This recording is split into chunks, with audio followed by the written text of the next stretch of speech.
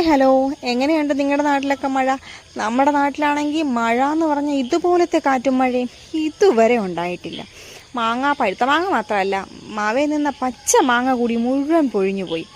എങ്ങനെയാണോ ഈ പച്ചമാങ്ങ ഇത്രയധികം പൊഴിഞ്ഞു പോയത്? അത് വലിയൊരു സങ്കടമുള്ള കാര്യമായിരുന്നു കേട്ടോ. നല്ല മൂവാണ്ടൻ മാങ്ങയും നാട്ടുമാങ്ങയും ഒക്കെ ആയിരുന്നു നമ്മുടെ മാവിലുണ്ടായിരുന്നത്.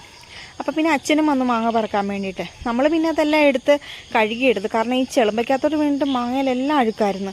അപ്പം പിന്നെ അത് നല്ലതായിട്ട് കഴുകിയെടുത്തു കേട്ടോ. അച്ചാറിനും ഒക്കെ എടുക്കുമല്ലോ. അത് കഴിഞ്ഞ് നോക്കുമ്പോഴത്തേനും നല്ലൊരു പാളയംകുടം കൊല, അത്യാവശ്യം നല്ല വലിപ്പമുണ്ട്. ഒരു തോരന് പോലും ആയിട്ടില്ല, എന്ന് പൊട്ടുകൊല. ഉച്ച കഴിഞ്ഞത്തെ മഴയത്ത് ഭയങ്കര ഒരു ശബ്ദം കേട്ടു. ചക്ക വീഴുമെന്ന് പ്രതീക്ഷിച്ചതേയില്ല. മഴയെല്ലാം കഴിഞ്ഞ് ചെന്ന് നോക്കുമ്പോഴത്തേന് പ്ലാവിൻ്റെ മൂട്ടി കിടക്കുന്നു ചക്ക. ഈ കാറ്റത്തും മഴയത്തും ഒക്കെ എങ്ങനെ ഈ ചക്ക വീഴുന്നതെന്നറിയത്തില്ല. മാങ്ങയും കൊലയൊക്കെ ആണെങ്കിലും പിന്നെയും പോട്ടെന്ന് വെക്കാം. അതും 2 എണ്ണം ഒരു തണ്ടയിൽ തന്നെ നിന്നതാണെന്ന് തോന്നുന്നു. അത്യാവശ്യം നല്ല വിളമായതായതുകൊണ്ട് നമുക്ക് പിന്നെ ഉപയോഗിക്കാമായിരുന്നു. പൊട്ടുവെല്ലമായ